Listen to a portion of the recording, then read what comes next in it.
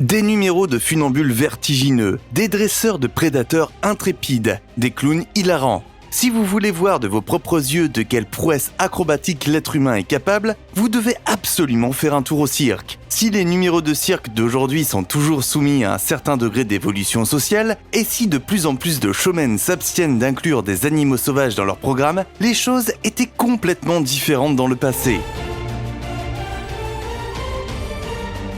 Pour ceux qui souffraient d'une maladie rare et dont l'apparence changeait, il n'y avait souvent pas d'autre choix que de rejoindre les forains et d'attirer désormais les spectateurs sous le chapiteau du cirque en tant qu'étrange phénomène ou monstre.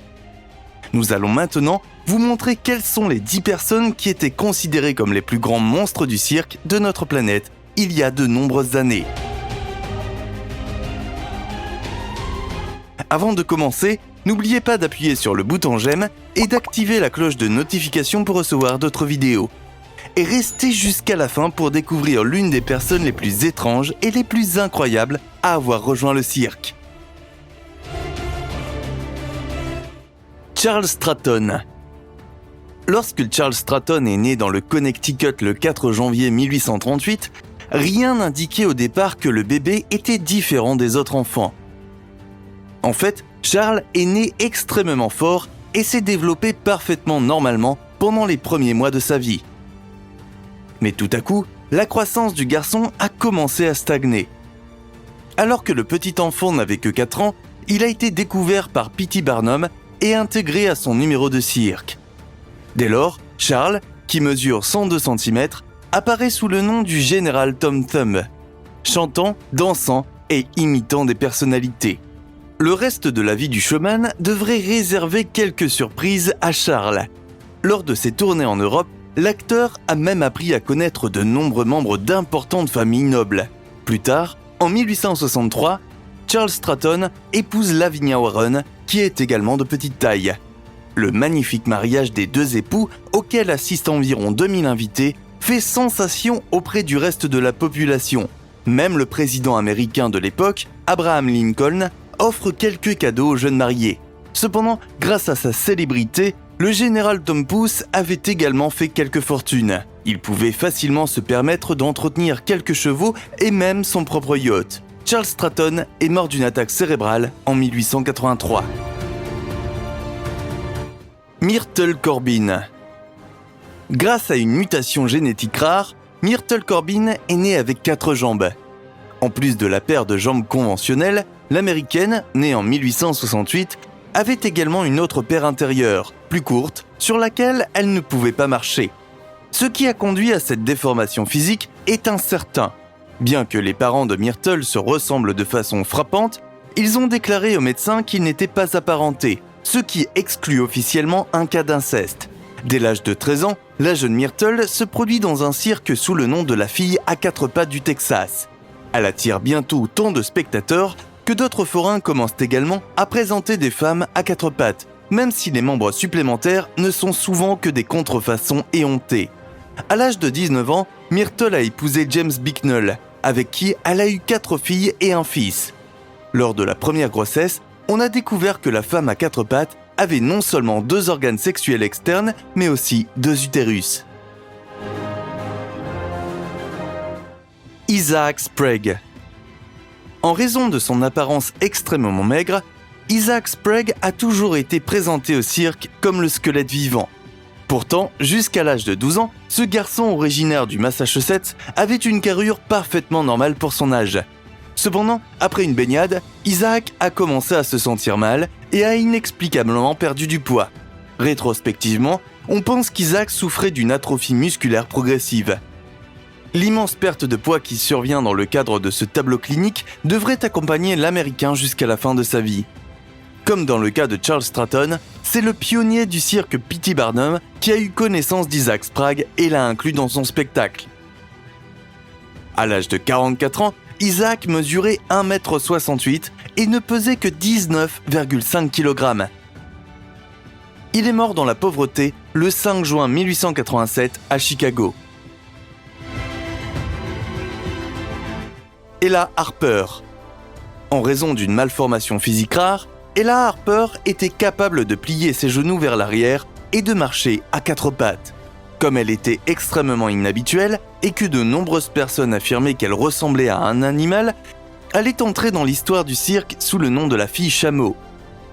En 1886, Ella fait partie intégrante du Nickel Plate Circus de W.H. Harris et fait également la une des journaux locaux. À l'époque, à l'âge de 16 ans, la fille chameau gagnait $200 par semaine. Une petite fortune pour l'époque. Cependant, l'adolescente décide rapidement de quitter le show business pour retourner à l'école. Au cours de la suite de sa vie, elle doit cependant s'attendre à de sérieux coups du sort. Leur fille Mabel meurt en bas âge. Plus tard, l'ancienne actrice de cirque et son mari ont adopté un autre enfant, qui n'a toutefois pas non plus atteint l'âge d'un bambin. Ella Harper est morte d'un cancer du côlon en 1921. Stefan Bibrowski. On sait aujourd'hui que Stefan Bibrowski souffrait d'hypertrichose. Cependant, lorsque la mère de Stefan a vu le corps de son fils nouveau-né envahi de poils en 1891, elle a cru qu'il s'agissait d'un caprice du destin. Cette femme superstitieuse avait vu son mari se faire déchiqueter par un lion lorsqu'elle était enceinte de Stefan. Comme elle n'a jamais vraiment accepté son propre fils, elle l'a confié à l'âge de 4 ans à l'entrepreneur allemand Joseph Sedlmayr, qui a ensuite fait du lionceau une attraction dans un spectacle de curiosité. Alors que Stefan est dépeint comme une bête sauvage et poilue dans les innombrables spectacles qui l'emmèneront plus tard à travers les États-Unis, la vérité est qu'il est un homme très instruit qui parle 5 langues différentes. Après son passage au cirque, Bibrowski est retourné en Allemagne, où il est mort d'une crise cardiaque au début des années 1930. Wang. L'histoire d'un Chinois du nom de Wang montre que tout le monde ne s'évanouit pas devant les sommes alléchantes du show business. Dans les années 1930, un homme d'affaires ambitieux de Mandchourie a rencontré un homme mystérieux à l'apparence vraiment inhabituelle. Selon ses dires, l'arrière de la tête de Wang était orné d'une longue excroissance cornée de plus de 33 cm de long. Lorsque Robert Ripley a mis la main sur la photo du Chinois, il a eu envie d'en faire une attraction de spectacle, le présentant comme la licorne humaine. Cependant, Wang n'a pas pu être persuadé d'abandonner son ancienne vie pour être présenté dans un spectacle de monstres à l'avenir. Grady Stiles. Dans le monde médical, la fusion génétique des doigts et des orteils pour former des membres en forme de griffes est connue sous le nom d'ectrodactylie. L'Américain Grady Stiles souffrait également d'une telle déformation qui faisait que ses mains rappelaient davantage les pinces d'un crabe que les parties conventionnelles du corps humain. Le fait que Grady Stiles ait attiré de nombreux spectateurs au cirque lors de ses représentations en tant que Lobster Boy n'est qu'un détail dans la triste vie de l'Américain. En 1978, Grady, qui avait lutté contre des problèmes d'alcool et d'agressivité, a abattu sa propre fiancée la veille de leur mariage. Il a ensuite été reconnu coupable de meurtre, mais à l'époque, aucun établissement d'État ne s'est senti capable d'accueillir un détenu atteint d'ectrodactylie. C'est ainsi que Grady a été condamné à une résidence surveillée et à 15 ans de probation. Sa partenaire suivante, Marie-Thérèse, a également dû subir sans cesse les crises de violence de Grady. Finalement, en 1992, elle a engagé un tueur à gages qui a tué Stiles pour $300. L'auteur du crime a été condamné plus tard à 27 ans de prison. Marie a même été condamnée à rester derrière les barreaux pendant 43 ans. En fait, Grady était tellement détesté dans son quartier que seule une poignée de personnes ont assisté à ses funérailles. En outre, personne ne s'est porté volontaire pour servir de porteuil de cercueil. Chang et Eng Bunker. C'est à Chang et Eng Bunker que nous devons le fait que nous appelons encore la plupart du temps des jumeaux conjoints des jumeaux siamois. Les deux frères, qui étaient soudés par les côtés, ont été découverts au Siam en 1829. La vie de showman a ensuite conduit Chang et Eng à travers le monde.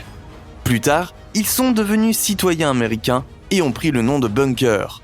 En 1843, ils épousent les sœurs Sarah et Abelaïde Yates et engendrent un total de 21 enfants en parfaite santé, dont 11 survivent jusqu'à l'âge adulte. Après avoir subi une crise cardiaque en 1870, Chung est resté paralysé jusqu'à la fin de sa vie. Les jumeaux sont morts le 17 janvier 1874, à l'âge de 62 ans. L'autopsie qui a suivi a permis de comprendre que les frères n'avaient pas partagé un organe vital. Ils auraient donc pu théoriquement être séparés. En réalité, si ces deux-là avaient souhaité vivre des vies complètement séparées, ils auraient pu le faire, avec seulement quelques complications mineures. Cependant, après avoir passé tant de temps ensemble et s'être fait un nom grâce à leur état de santé, il est peu probable que l'un ou l'autre ait voulu subir l'intervention de toute façon. Schlitzie.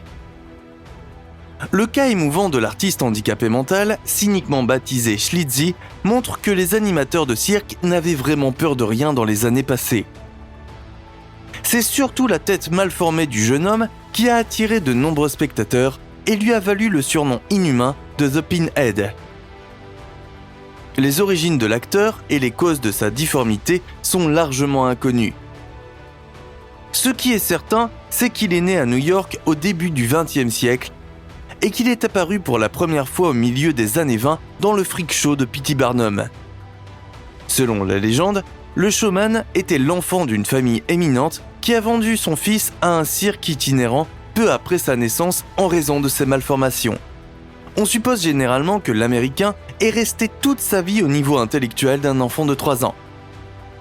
Nous ne savons pas grand-chose de son état bizarre, mais il semble qu'il était mentalement handicapé par rapport aux normes modernes et qu'il avait probablement besoin de beaucoup plus d'aide qu'il n'en a jamais reçu. Heureusement, il a pu au moins trouver un emploi correct. Cependant, il semble peu probable qu'il ait jamais su quoi faire de l'argent qu'il gagnait. Nous ne savons rien de ses dernières années de vie, ni de l'âge qu'il a atteint.